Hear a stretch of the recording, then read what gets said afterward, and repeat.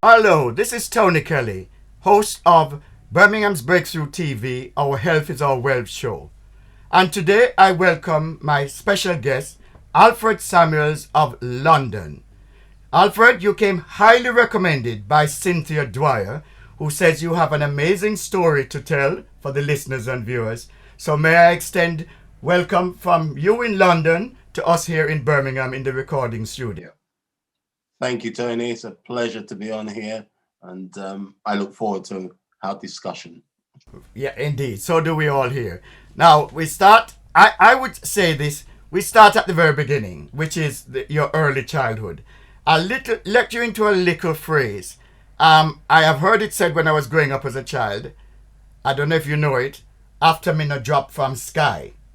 Meaning, you have some history, you had a childhood, you had an upbringing. And I would like you to tell the viewers, Alfred, about your early upbringing and childhood. I leave that open to you. Thank you, Tony. Well, I'm currently age 62 now. I was born in Westminster in London. I'm of Jamaican parents. I have 6 sisters and 3 brothers, so quite a big family.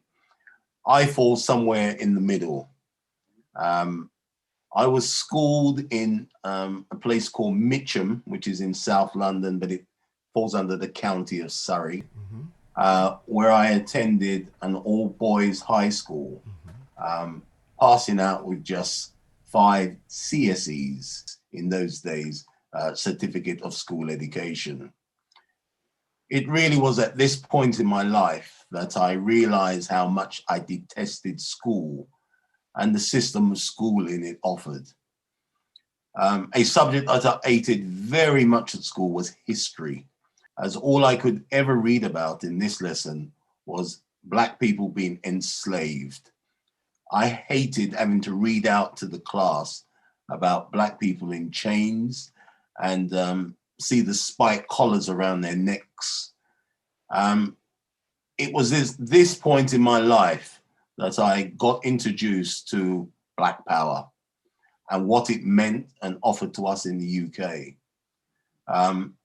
As one is aware, the Black Power movement of the 60s and 70s was a political and social movement whose advocates believed in racial pride, self-sufficiency and equality for all people of Black and African descent.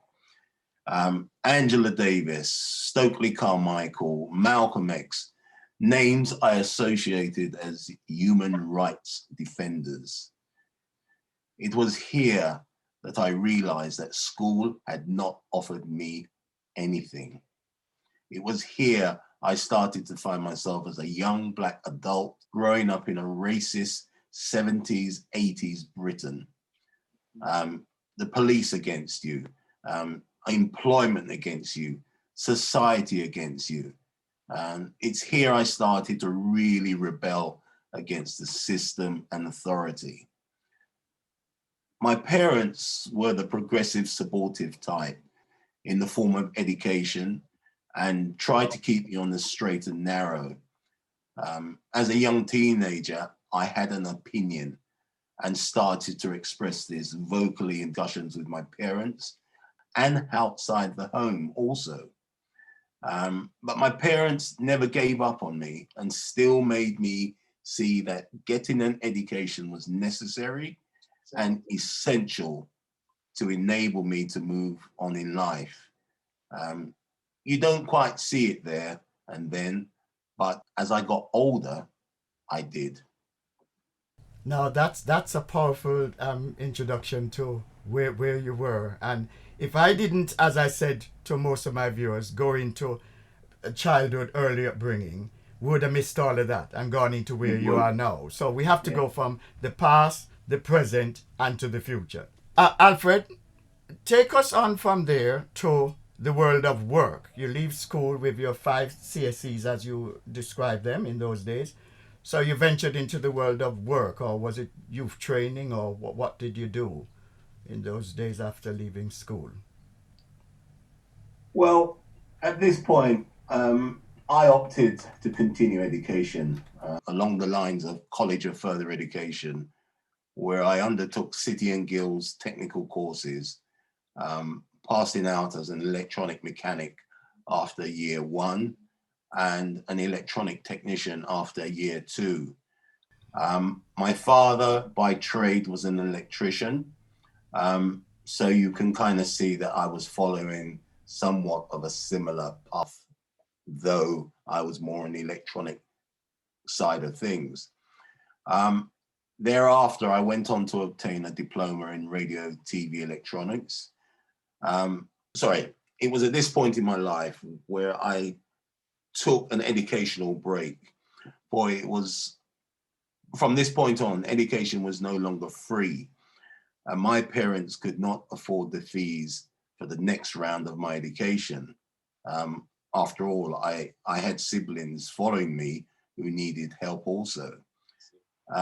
So I ended up working until I made enough money to fund my studies and attend the Polytechnic of North London.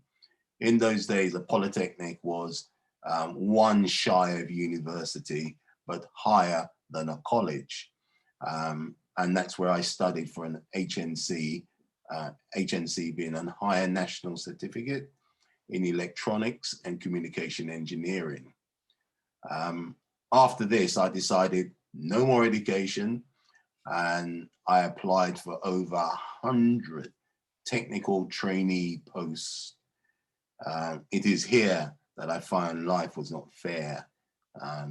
It's here that I saw and felt racism, traveling all over the south of England to interviews, getting knockbacks after knockbacks after knockbacks. But my parents were supportive and helped me to understand persistence will get you there. Someone, somewhere will hear you knocking at the door of opportunity. Son, they would often say to me. So that was what it is for me, that in terms of that stage of my life. Okay. So eventually, you after so many knockbacks, where did you end up working, or what came your way? Well, what came my way was that I was able to, my first job was with a company called Hazeltine Computers. In those days, computer terminals like what you are using now were not intelligent terminals. They were dumb terminals, and you would normally see lots of cables going back from the computer, well, a cable going back to a breakout box, which then had leads, sorry, not leads, but wires going off into a big computer room, and I mean big. So I started working on the terminals, learning out. I obviously my background was electronics, so I knew how to fix terminals, and that's where I started. In-house engineer, so I worked at a given location. All the equipment would come back that was out at customer sites, and I would fix them in-house. And that was my very first job. And, it was the feeling of getting your very first job. I cannot tell you how elated you feel, because you feel like somebody. You really do. Oh, that's good. Good to hear. And that's something, especially for the youngsters hearing. If at first you don't succeed, try and try and try again. We will get knockbacks. It's part of life. It's unfair in some regards that because of your skin color, you constantly were going for jobs and still not getting there. But you didn't make that with the support of your parents. You did not make that put you off, and that's to be applauded. Well, to be applauded was my parents, because trust me, they were the ones that kept me from going the wrong direction. And I can tell you, in those days, it was easily done. Yes, you could easily, right. So from that first job, my understanding is you sort of went into security management. Now, explain to the Correct. viewers and listeners what is security management and take us through how you progressed within that particular field. Um, well, basically, in defining the role of security management, it entails involving the identification of assets, buildings, people, products, information, and infrastructures, and the development and implementation of policies, procedures, and measures to safeguard these assets. So that is broadly the definition of security management. Um, I worked in security management for over 30 years, working my way up the ladder from your average security guard to what is known as a close protection officer, CPO, being the abbreviation, before branching out fully into security management. Um, Being a former member of the British Territorial Army, I found myself becoming involved through contacts already placed in the industry. And for most of my career, I was self-employed, which was something that I felt was always better for me. Um, you work in that working environment for years that I was in the electronic side of things. I just found that there were people and things that I did not agree with. And many times you find yourself getting caught up in arguments and discussions that you were not happy with. Um, However, whilst I was engaged in the close protection field, I worked for an array of A-list um, entertainment and film stars. Your Beyoncés, your Sade's, your Bob Dylan's, your Rod Stewart, Seal, Harrison Ford, to mention but a few. Um, and I went all over the world with these people. I traveled extensively. Um, and as I said, whilst I was engaged in the close protection field, I provided security solutions to suit a variety of circumstances and requirements globally, whilst at the same time protecting high net worth individuals and their families from direct or indirect harm. Um, During my travels, I saw a lot, and this enabled me to have that security consulting experience that was broader than most. Um, it also allowed me to find myself working alongside corporate organizations and foreign government departments. And when I say foreign government departments, I'm talking primarily the Caribbean and Africa, where I advised Jamaica Police Force, Jamaica Defence Force, Trinidad and Tobago Police Force and their Defence Force on training and equipment. So I kind of really broadened my experience and horizons to not just be just a close protection officer. I always saw beyond what I was doing. For me, the security industry has seen an extensive change to the way it acts as a professional service. Security is no longer handled by a group of charlatans. It's now managed by professionals with professional and educational qualifications.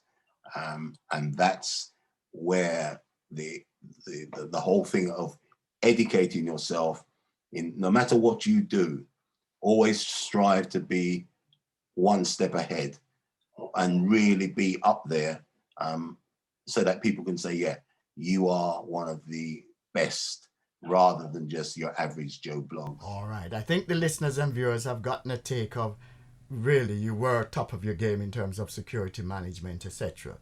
Let me just move it slightly sideways.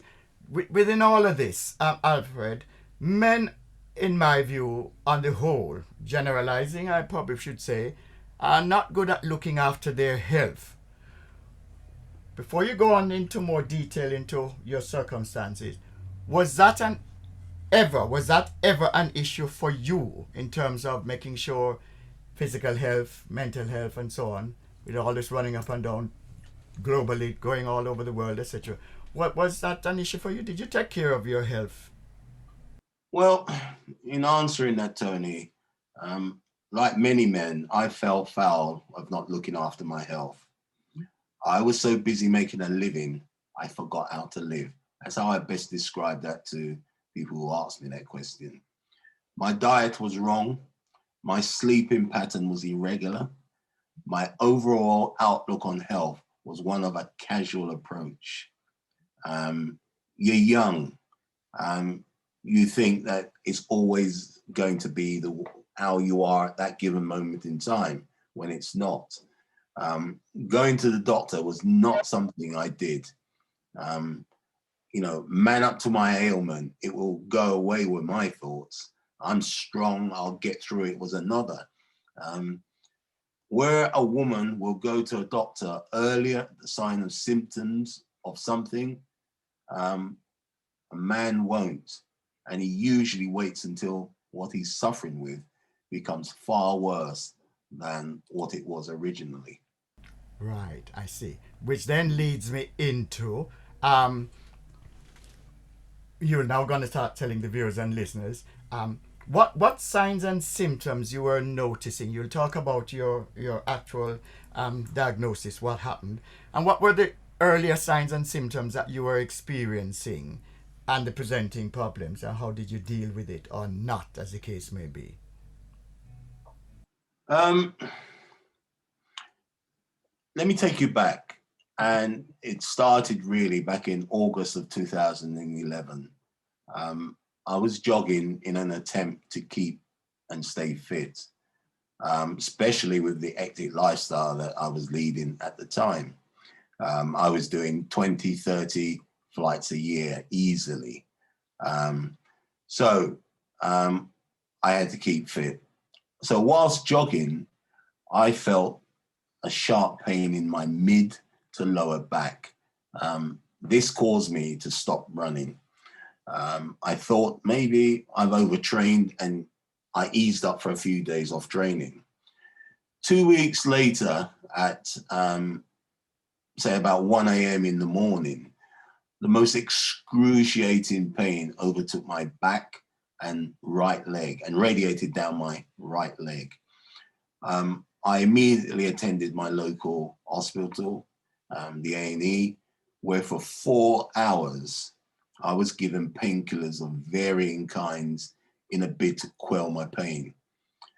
It was suggested that I may have sciatica, and I was eventually told by the doctor to request an MRI scan from my doctor.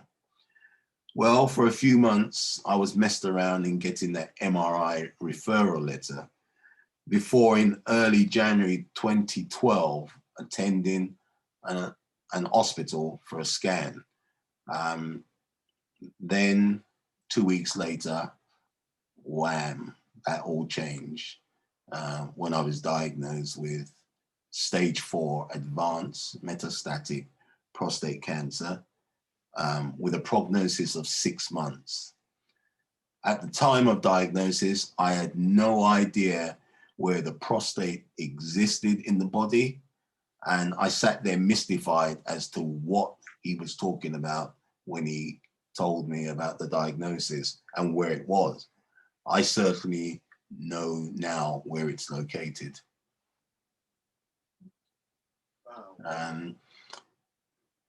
I mean, if when one moves on from there, that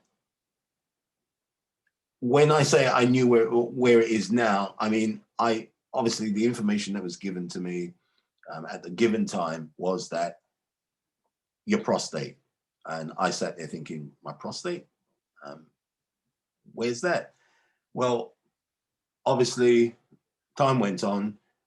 I realized that now that the prostate is a small walnut-shaped gland in the pelvis of a man, and it's part of the male reproductive system.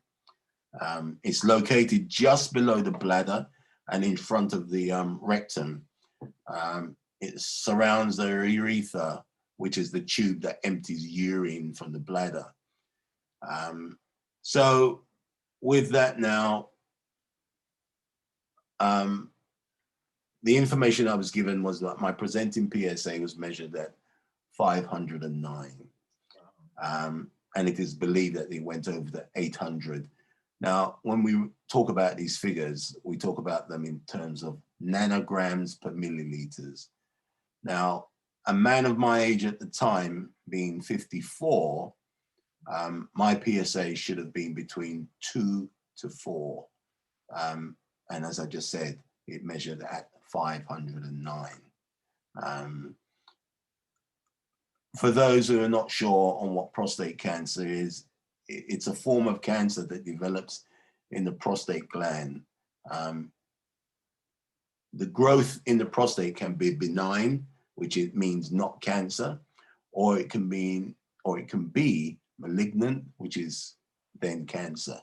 And obviously mine was cancer. Well, fortunately, in March 2012, I was enrolled onto the Stampede drug trials program, comprising of the drug abiraterone, along with the hormone injection Prostate. Over a 6-month period, I saw my PSA reduced down to 0.1 nanograms per milliliters, where it remains to date. And so you can understand, prognosis was 6 months in January 2012. And we are now in, we're in November 2020.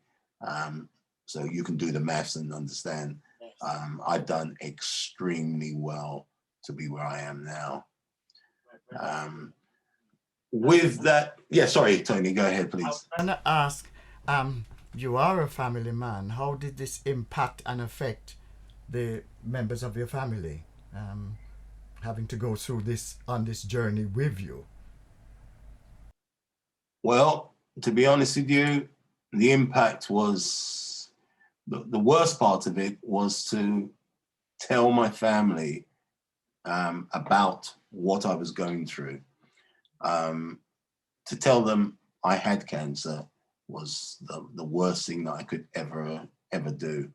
The tears, the worry, the fretting, all of those things they all experience. And I had to sit in front of them and be strong, though I was going through what I was going through, because I started to go down very quickly indeed. I can't tell you how bad it was. Within 4 weeks of diagnosis, the fit, agile person that I was back in 2011 no longer existed. And I started to feel it.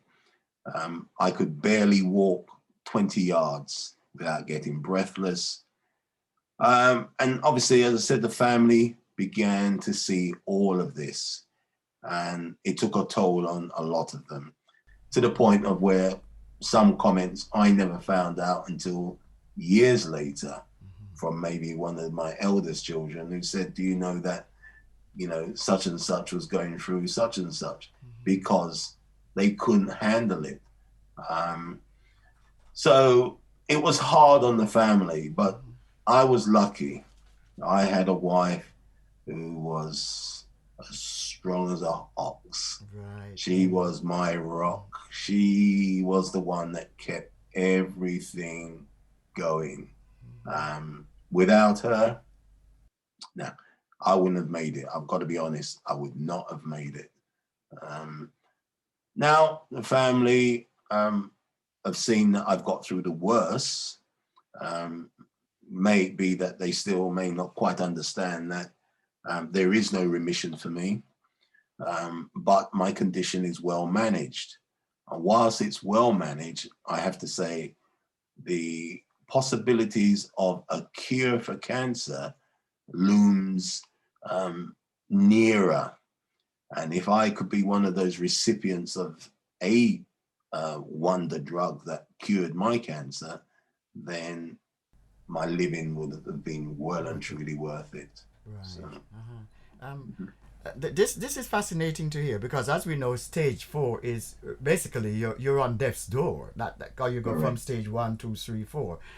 Alfred, tell the viewers and listeners a bit about the need for black men in particular from round about age 40, 45, having their prostate checked yearly, because my understanding is prostate cancer, if caught early, is one of the easiest cancers to cure.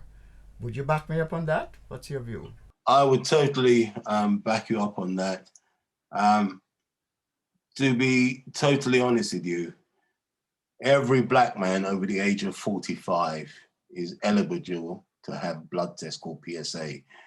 Um, PSA is a protein produced by normal cells in the prostate and also by prostate cancer cells.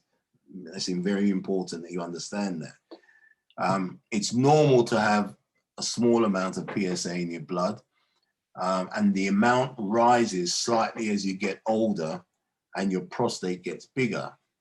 Um, a raised PSA level may suggest you have problems with your prostate, but not necessarily cancer.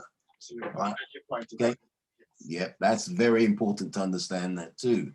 Um, many doctors use a PSA cutoff point of somewhere in the region of 4 nanograms per milliliters. I'll just call it 4, right? Or higher when deciding if a man might need further testing, while others might recommend it starting at a lower level, such as 2.5 or 3, which is why I was saying earlier, it should be between 2 and 4. Men need to understand that they can get a PSA at their GP surgery. At some surgeries, you can discuss with even the practice nurse, and they can do a test if you decide you want one. It's important to understand also when not to undertake a PSA test. A number of points are, if you exercise vigorously 48 hours previously, don't take the test. Okay? If you ejaculated, sexual ejaculation 48 hours previously, don't take the test. And if you've had a prostate biopsy in the previous 6 weeks, or have an active urinary infection, right, you don't take the test, as your PSA may remain raised for many weeks. These are the things that men need to understand and be aware of, come that age.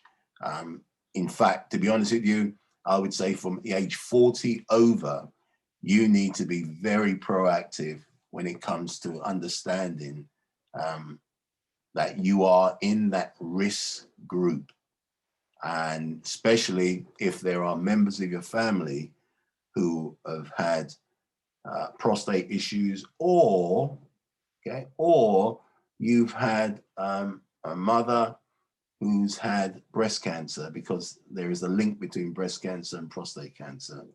So these are some of the things that men need to understand. All right. What I'm going to ask you to do, there are lots of wives, spouses, men listening to this TV podcast.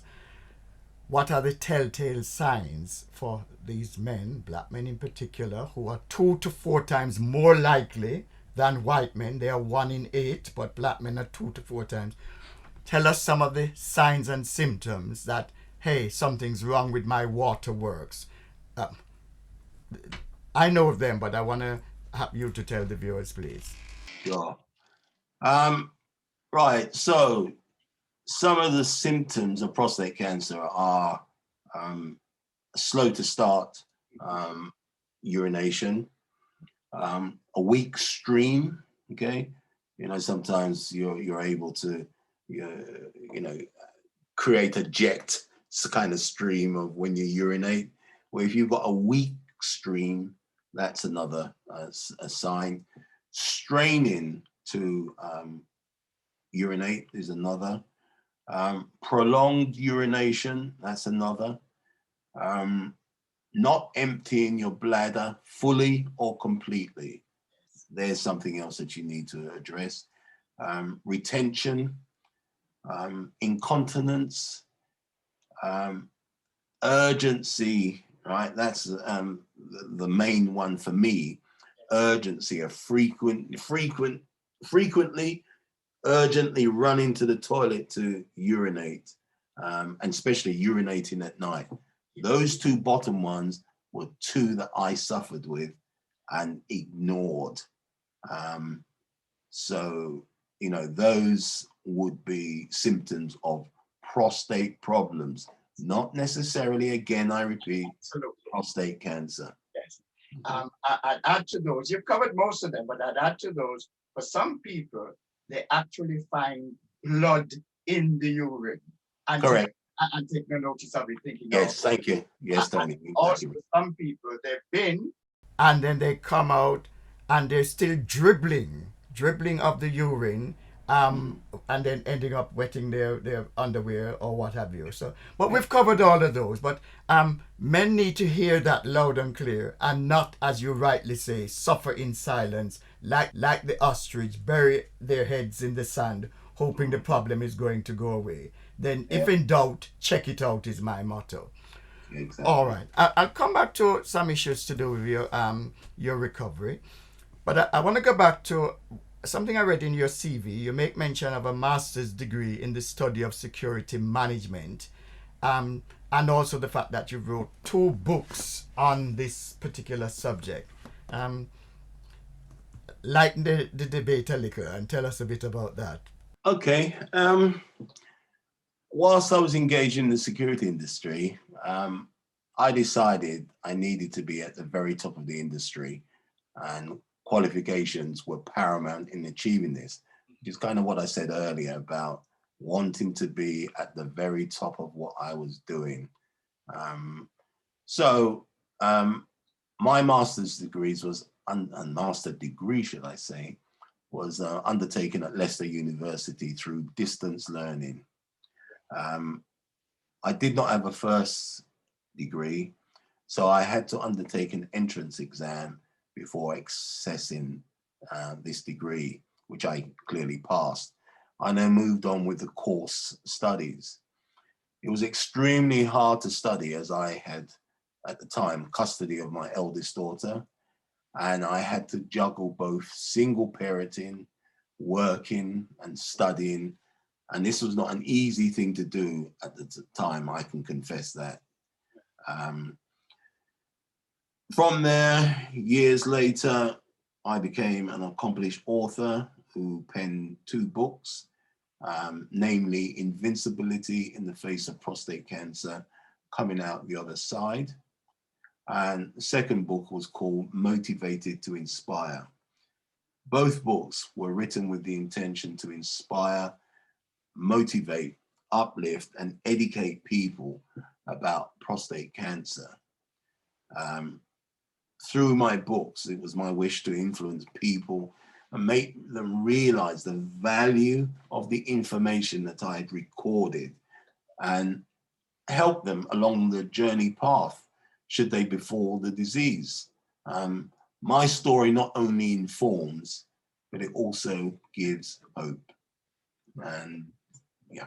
That's good. And what I like about your story, Alfred, is, remember, you left school, I don't want to harp on the point, but you left school with 5 CXCs. So that shows, and I want the younger viewers and listeners out there, black boys and black girls, to realize that, I hope, you said hope springs eternal. You're living proof, a classic example of somebody who has not allowed the education system, which was not helping you, but later on you managed to turn that around, a master's degree, all over the world you're going, doing what you have to do. You're showing that, hey, Rome was not built in a day. and that has to be applauded. Yeah, thank you, Tony. Thank you a lot. I mean, to add to that, I just want to say education doesn't stop at, say, age 40. Absolutely. Okay. Even at my age of 62, I went back into education. Because of COVID, I needed to be on top of what was going on out there and how it affected the security industry and the personnel within it. So I found myself doing more courses on COVID, which were run by the World Health Organization. And from there, I learned so much more that I could add to my CV, my portfolio, so to speak. But it just says 62, and I'm still educating myself. I'm still learning. Life is always about a continual spiraling of you learn as you keep going on. You can't just say you know it all now. Even as you get older, listen to us older ones. There's a lot that we can turn around and teach you. Well, let me ask you then, Alfred. Are you a man of faith, a religious person? If so, what part does that play in this incredible journey? The simple answer is yes, I am a man of faith. I've always believed in God. My mother was a devout Christian, and she guided me in this direction during my early teenager years. I recall at age 13, my mother giving me a small Bible as a birthday present. And you know, at age 13, you're looking for something more than a Bible. But she could not afford it. She couldn't afford to give me all these luxury things. And at those times, it may have been a Brutus shirt, a Levi jeans, loafers, the things that cost an extreme amount of money. Our family didn't have that. However, in the Bible she gave me, she inscribed the words, and it's etched in my mind, to Alfred, in brackets, Sonny, right? May this Bible be a guide and blessing throughout your life. And that Bible I still have. Though I veered off this path, I've always believed in God. During all my flights around the world, I would say a prayer on takeoff and on landing, as well as in other personal circumstances.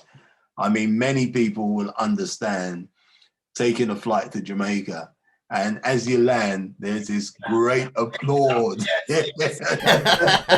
I can identify with that. That resonates Exactly. with me. Yes. You know.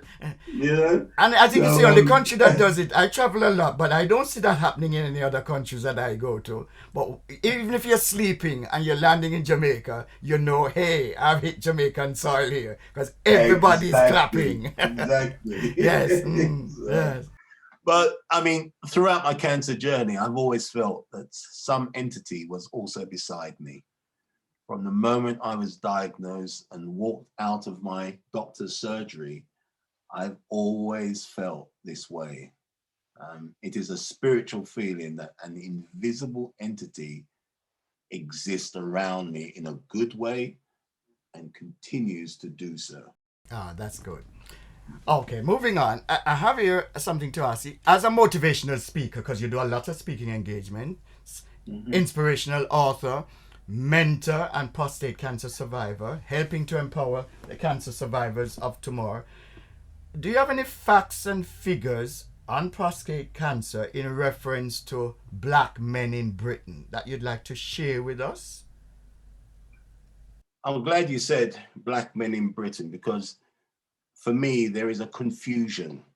The confusion is we tend to listen too much to what's going on to black men in America. And it's good to know that we can have our own facts and figures, because I'm not saying they differ greatly, but they do differ. Prostate cancer is the most common cancer in men in the UK. It accounts for nearly 24% of all new male cancer diagnoses.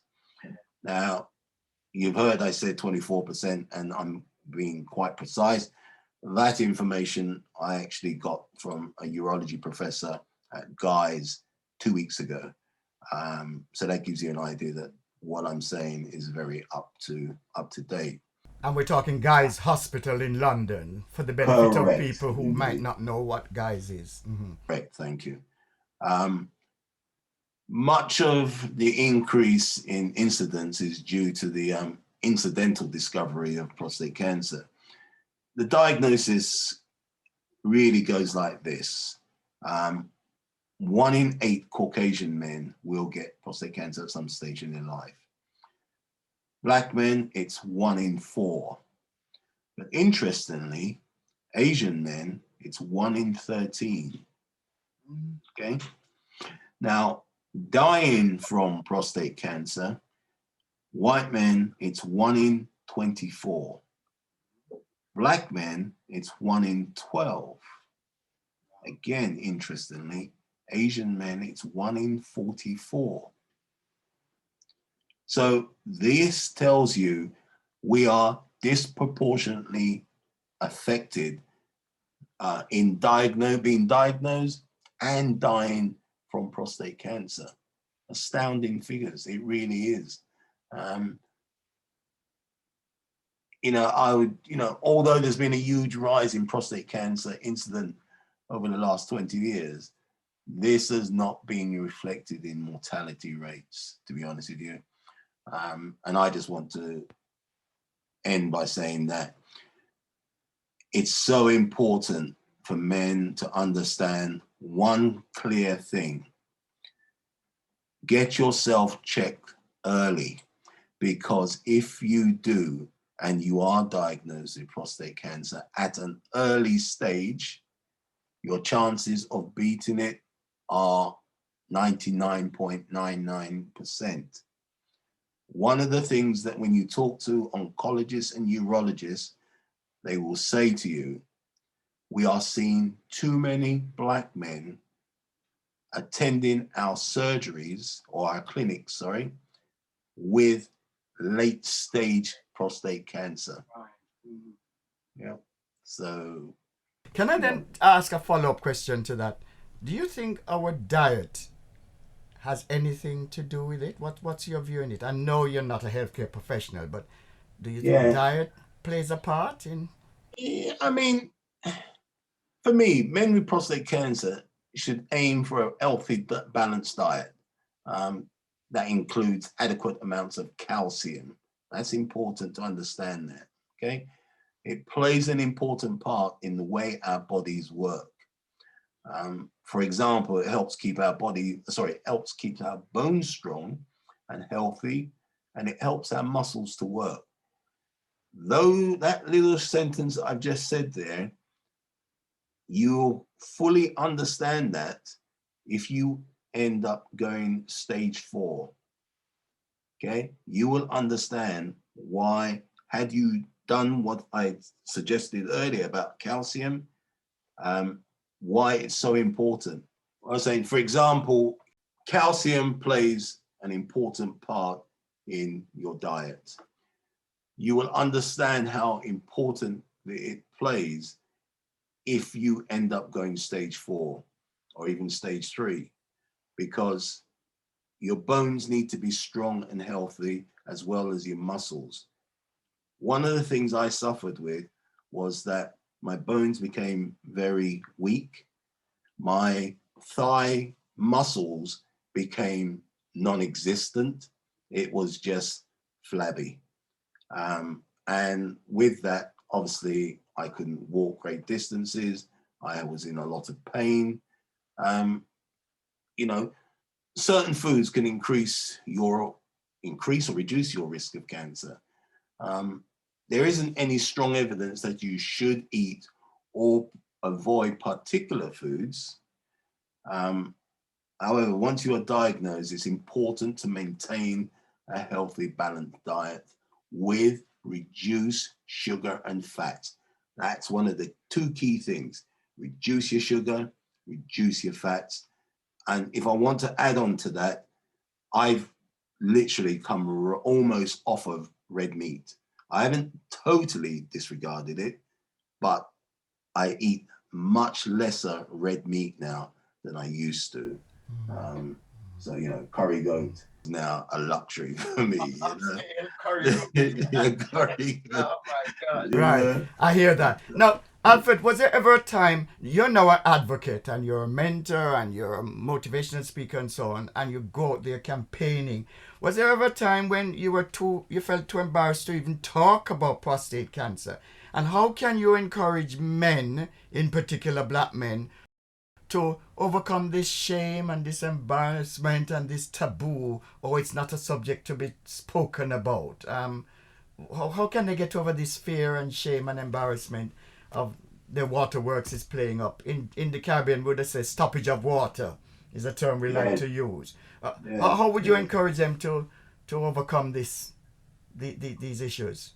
Well, Tony, yes, I had felt that in the earlier part of my journey that I could not talk nor confide in my partner, wife, unlike years later. So obviously I went through a bit of a journey before that inability to do that didn't exist. What changed, you ask? I changed. I had to change.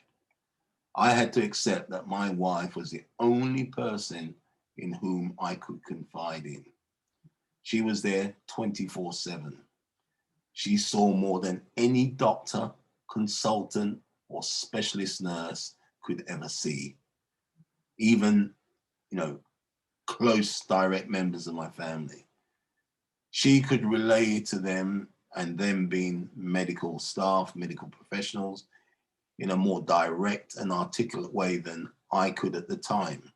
And I say that because at the time I was going through so many changes, mentally, physically, I was not up to it. There were times when I had brain fog and, my memory was just shot to pieces. Fatigue, all of these things doesn't help. Where she was obviously able to be direct and articulate with them. This clearly benefited me because of this, we became an inseparable team.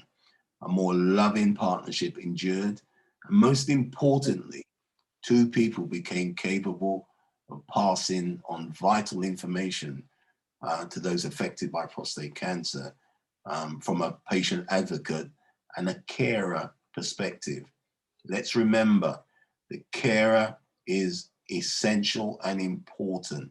Many people forget about what value a carer has to a person who is ill and especially with a chronic illness. Okay, that's very good to hear.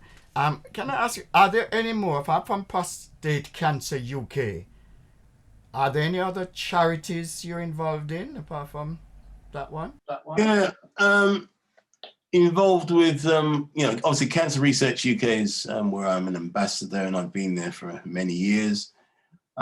Orchid for male cancer, the Urology Foundation, Udawaya Foundation, how can I forget them? Young Enterprise, Urban Synergy. Young Enterprise and Urban Synergy are not exactly to do with cancer of any shape. They are more mentoring the youth. Yep.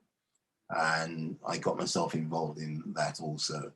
So those are the organizations that I've been involved with, from a charity perspective. I like your approach of giving back. Yeah. Tell me a bit about any political lobbying or representation that you might have done along the way. Yes.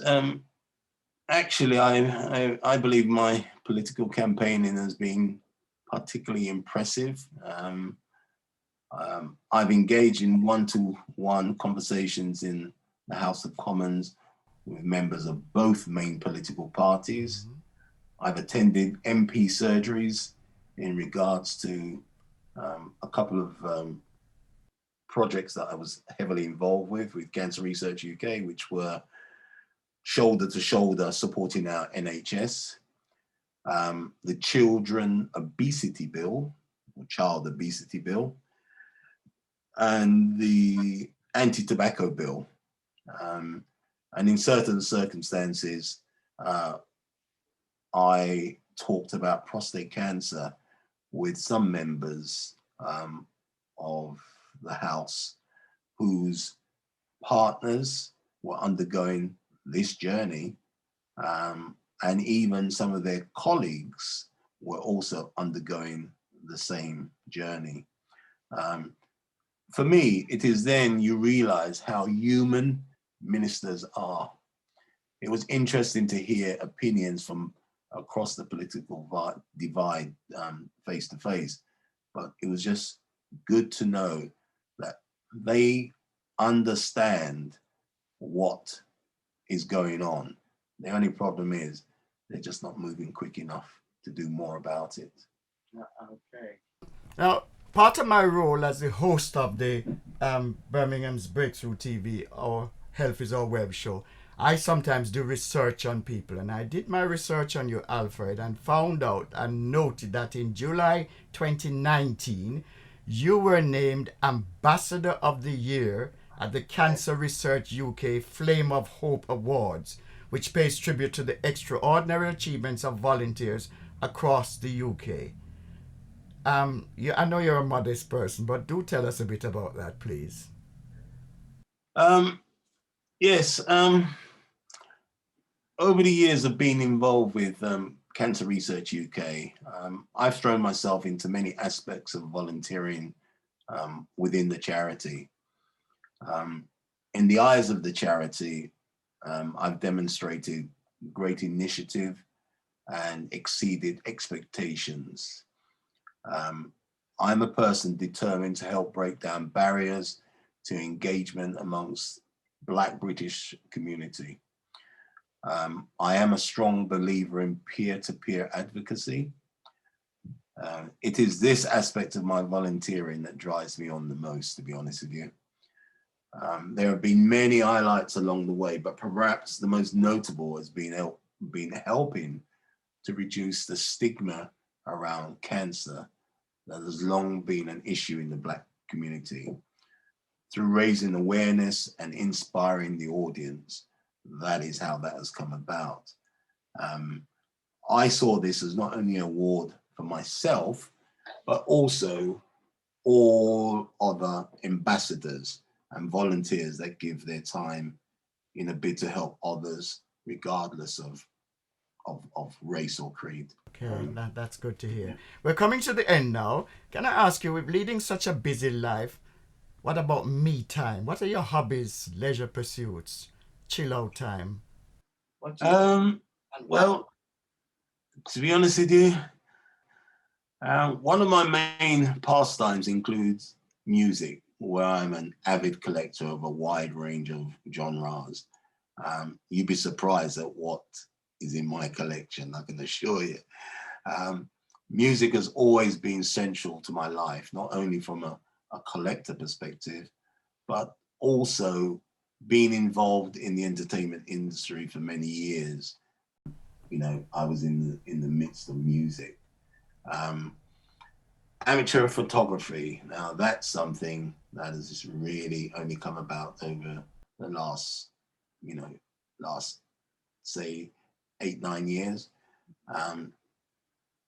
This really came about after the diagnosis. In particular, I enjoy taking nature and portraits. I say nature because I love being around nature more now. There's just something about the freedom and the beauty of nature that helps me mentally and obviously physically, because you're walking, so you're doing a lot of walking. And then portraits, it's a taking stillage of people or objects, I just found it, I just found I enjoyed those two aspects more so. Also, I also used to be a keen participant of Bikram yoga until my diagnosis of advanced cancer. I really was somebody that was very much into that. As I said, now I'm an avid walker, and I try to do this as often as I'm able to. So those are all right. Just one or two more questions to go. Social media is the age we're living in. Now, you've spoken a lot about various charities and organizations and so on. The viewers and listeners might want to take of where can they get hold of Alfred, or what charities, organizations can you signpost them to? So now's your chance to tell us, whether email or website or LinkedIn or Twitter. The list is endless. So the first one would be linkedin.com/IN/Alfie Samuels. Then there's my Twitter, which is twitter.com/@ACC Samuels. My Facebook is fb.com/coming out the other side. Then there's h2bc.cic.org. H2BC is Help to Beat Cancer, and it's my, for want of a better word, it's a community interest company. I had the option to either set up my own charity or do CIC. I opted to do CIC. So that's my little baby in the making, as I say. Then there is the organizations that if men, their families, loved ones want information on, you've got Prostate Cancer UK.org. You've then got Macmillan.org.uk. You've then got Cancer Research UK.org. I've kind of put them in that order of priority because the first two really do engage more so directly with prostate cancer. Cancer Research UK deals with a broader aspect of the word. And am I thinking it's the first two that if people want to get hold of purchasing your two books that you've got out, is that where they can? No, my books would then be available on Amazon.com. So if you went into Amazon.com, you would then type in author, which would be my name, and it would come up eventually with me and the two books that I have. And just for the benefit of people just joining and didn't see that, for your full name? Alfred Samuels. Right, okay. Also, besides the Amazon, it's also available on Book Depository.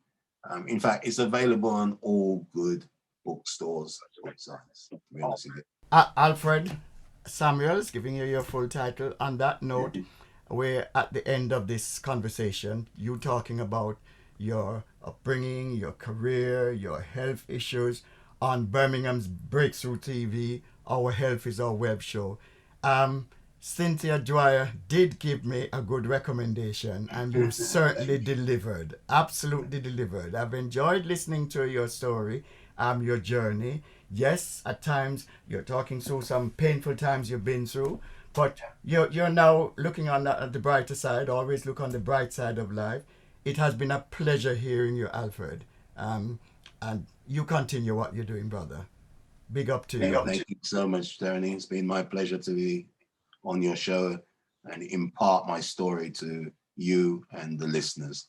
Thank you for having me. You're welcome. You're welcome. Thanks to our sponsors, the Afro-Caribbean Millennium Center on Dudley Road, New Style Radio, 98.7 FM, Breakthrough Media Studios, and Breakthrough TV.